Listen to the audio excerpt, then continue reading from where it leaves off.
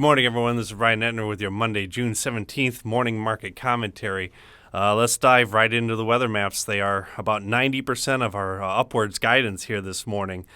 So when looking at this map, let's take a quick look at what trade's expecting for planting to be this afternoon. For corn, general estimates are between 94 and 96%, so these maps maybe aren't quite so important for corn. But for the beans, trade is expecting around 80% to be completed as of here Sunday night on this afternoon's report. Let's say it is 80%. We can look at this 1 to 5 day map and clearly see why trade would find so much excitement here, especially in the beans. Trade has spent the last over a month assuming beans were going to pick up corn or acres from corn. But now looking at this map with an estimated 20% left to plant and not much of a window for anyone to get anything done this week, you're already starting to hear thoughts of now how many bean acres might we lose. Early estimates are still pretty low as of right now, and they're pretty strong guesstimates so far. But the first number we've seen is 2.2 million bean acres lost. And while that doesn't sound like a large number, that's the first time we've seen people starting to lean towards the direction of losing bean acres rather than gaining them. So let's flip over to that 6 to 10 day map now. And you'll look here and see that for many areas, especially Illinois and East, there's not a window in the next 5 days either.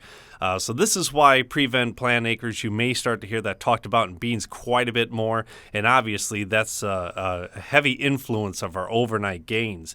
Now, earlier, corn, good to excellent rating. The first estimates were that it would go up 1 to 2%, but that also might be in doubt from these weather maps. Seeing this much rain might keep the good to excellent rating maybe closer to even with last week, which also helps to put some support into this corn market.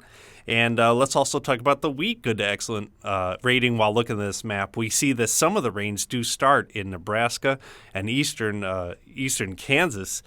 So while first thoughts may have been that the good to excellent rating would stay the same, maybe you can also make the case from these weather maps that good to excellent rating for wheat will also be a little bit lower here this afternoon. So these maps, as we see them here on the screen, both of them saying support for all three markets as we come into this afternoon's report. So we'll see just about how much more activity we can get from the day session, see if the day session does see these maps as bullish as the overnight saw them. And brief note here, let's flip over to cattle and say that the last 2 weeks in cattle on Mondays and Tuesdays started strong. We were supposed to be seeing a short-term seasonal bounce, so that could have been the reason why cattle started the last 2 weeks strong on a Monday, Tuesday. Neither of those bounces ended up panning out, but we'll see here after the start of the day session for cattle if we find that same support to start the week. As always, we'll wait and see what the show list is to see if that backs it up. Last thing to mention here for cattle, funds are still long 41,000 contracts. Yes, that's getting down there from where they were. Most in trade would probably assume they're not truly flat until they get to 10 or 20,000. So we can make the case that we could continue to see light funds selling over there in the cattle. So that's what we have for this morning's notes.